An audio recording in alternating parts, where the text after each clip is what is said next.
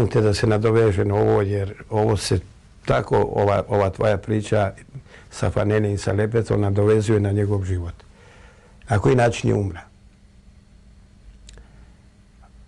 On je zna nas plašiti, pa je, zna bi se sakriti, znaš, da ga nema, ko malo dijete, jeli?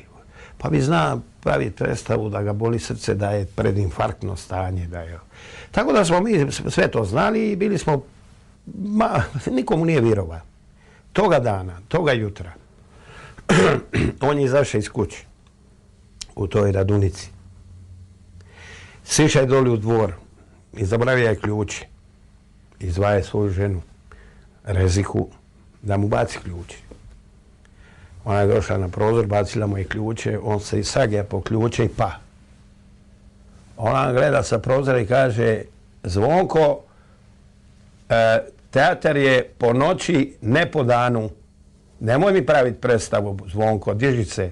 Međutim, to nije bila predstava. On je bio već mrtav. I ja svaki put sad, kad mi ključi padnu na pod, rečem, Lepeta, Lepeta.